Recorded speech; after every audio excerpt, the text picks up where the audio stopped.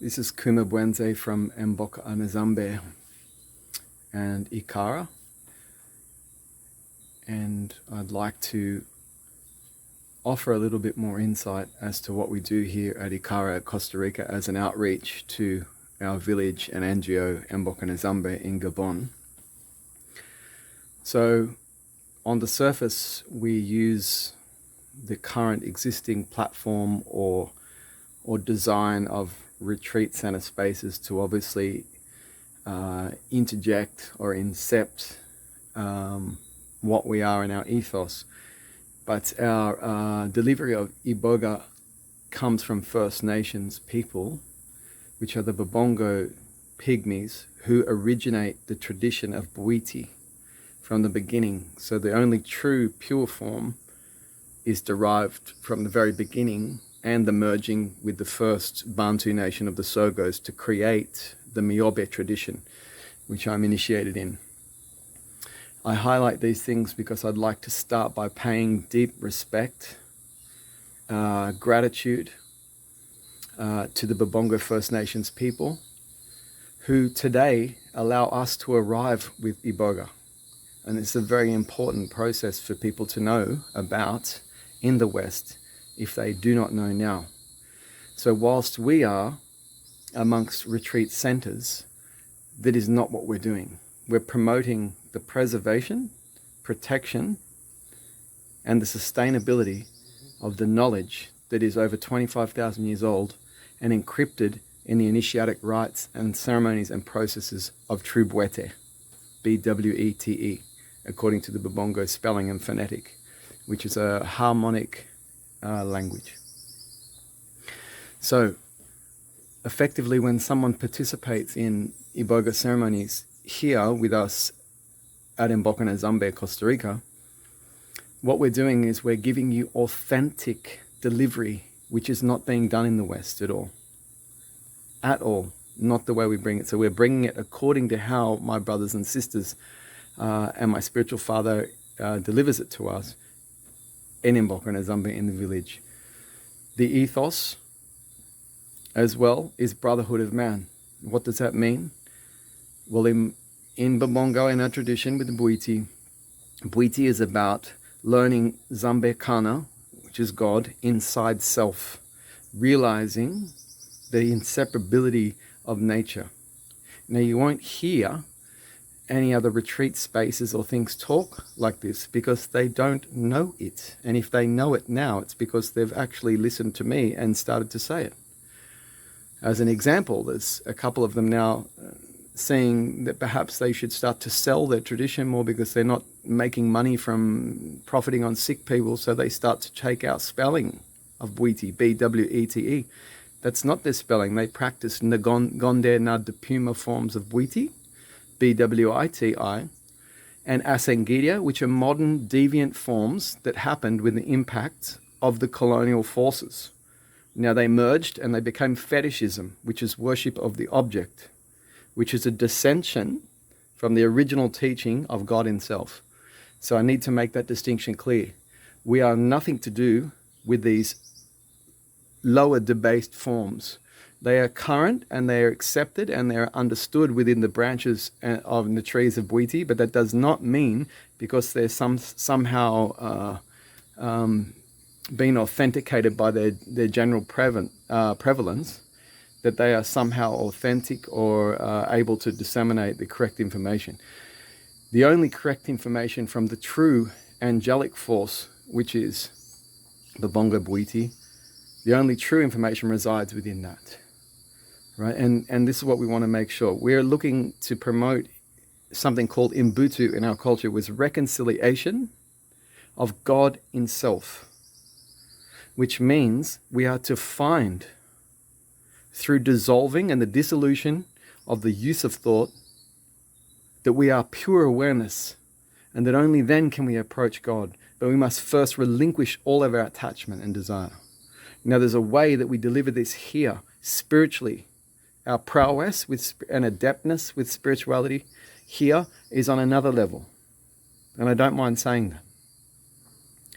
We also work in the West, placed here by our spiritual father, King Adumangana, as a spiritual pairing of male and female, which is 100% necessary to work with anyone in Bwiti. Now, this isn't happening in the West at all.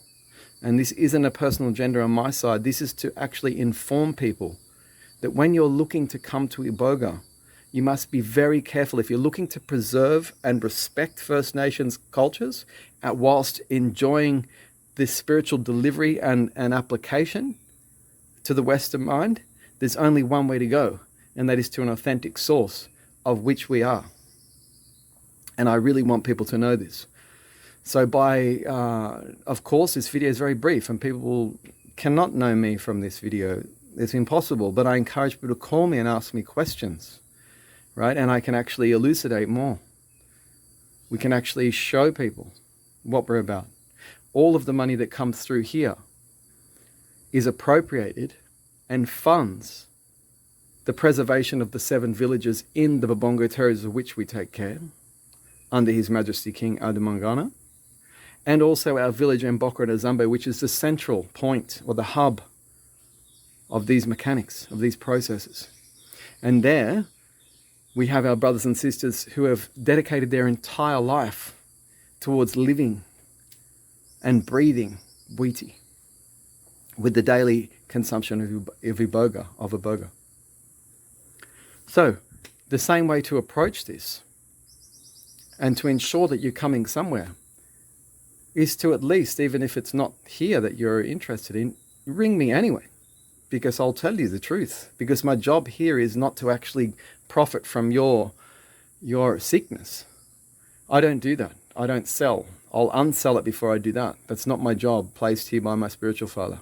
My job is to disseminate the correct information and allow those who are ready and willing to respect the First Nations culture whilst enjoying the benefits of Iboga to actually come this way. And I can educate and give all of the information of the true origins, which is not delivered in the West, period. It does not exist. All of the hodgepodge of information that you hear online, and everyone nowadays knows this about online, is there's a whole lot of people rehashing other people's data. That's what the modern mind does. And what we have to understand is in Bwiti and Iboga, we're trying to detach you from that. So you're just reading a whole lot of information. Even all of these Iboga providers, there's no such thing as an Iboga provider in Bwiti, nothing. They are people who have gone to these deviant forms, all of them in the West, and then they deliver another method. Now that's another method, but that's not paying respect to the First Nations people of which originate their culture.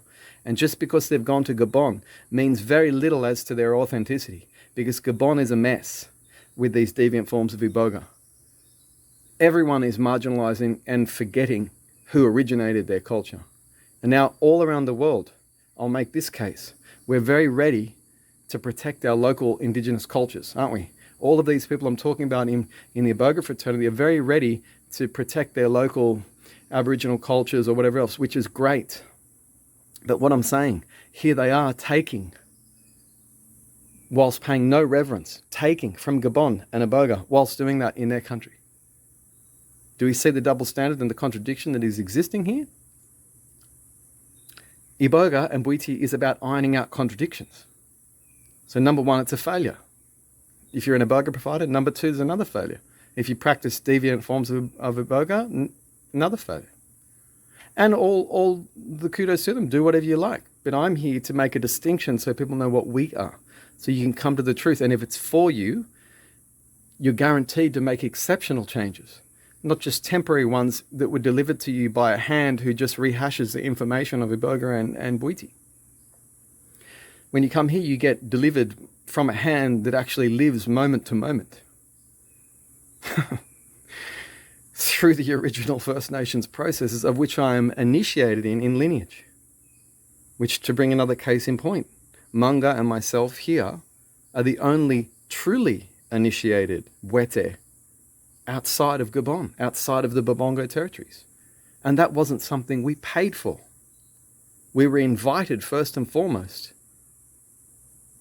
And then we became a part of the NGO, which was the automatic understanding of our people, if we're adapted, that we would automatically contribute to the NGO.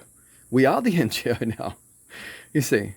But everyone that goes there, they don't do that. They go with an agenda I want to be a Gunga, they say. Now that sort of thing is the first thing that's scrutinized when trying to arrive at somewhere like Mboka and Zambia, because we're asking why. One must be spiritually ready, which means they must have left behind. If you want to heal people, to be a Gunga, female or male, one must have left behind the material world. And one must be ingesting Iboga daily once they've enrolled in this great University of Celestial Knowledge, which is the initiations, which ongo and never end. You won't hear this anywhere in the West either. No, because they've all ticked their box. I've paid, I'm a Gunga now, I can do whatever I want. I can sell a Iboga, I can extort culture, I can do the whole thing, while paying for my expensive lifestyle in Costa Rica. No, that's not what we do, and we won't do that. We're here to give the true indigenous knowledge. That's what we're about. Through the true delivery of a correct Gunga Nasomba. Not a Gonde Nad the Puma Gunga who's paid 3 or 4 different agencies in Gabon who have ripped him off. 100% of the time you'll be ripped off there, by the way, because you're trying to get something. They won't give you anything. And that term, they won't give you anything, has come from the lips of the people I'm talking about, because I used to be associated with them.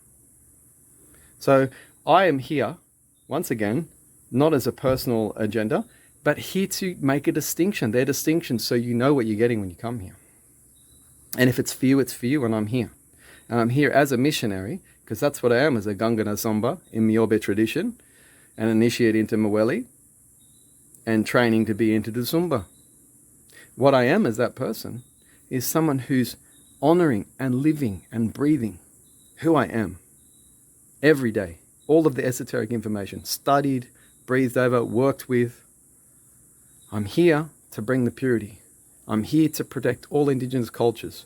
And in Mboka and Zambia, we want every indigenous culture and African American community all around the globe to come and share their cultural information so we can exchange and we can offer our strong system of the one creator himself, for which those people can come and reorientate their strength so they can be aligned and go back and accelerate their cultural identity. Because those indigenous and African communities of the world are the ones closest to Zambekana, to God. They adapt these processes very quickly. And that's our point. We are brotherhood of man. We first focus on there, and we want everyone who's really interested in indigenous right, protection, preservation, and sustainability to also lean on us from all cultures, because we can make amazing changes by cutting out the processes of thought and seeing and living in harmony with our surroundings. That is Buiti. Iboga was not found by a porcupine that ate Iboga. That's nonsense. Okay? These stories you hear all the time. Let's just rehash material once again in Gabon. Just because you've been in Gabon doesn't mean anything. If you haven't gone to the true knowledge in the south and live with them, you don't know. Right? You're passing on information. So I'm saying to all those there, if we're looking for Iboga, but we want to do this ethically, where we're actually contributing, our money's going back to the very thing that's allowing us to be that and elevating your spirit whilst assisting my deep brothers and sisters, my true family, into the light. Let's all walk into the light together. So I say, Otimoi, Wekai, to all my brothers and sisters. I thank everyone, all of the indigenous First Nations people of the planet today.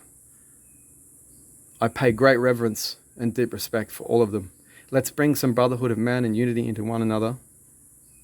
And here we are to offer our system, which is poignant today, coming from the center of the earth geographically today. Gabon has a huge piece to play. And we're here to offer that for these other cultures so they can go back and let's rise again.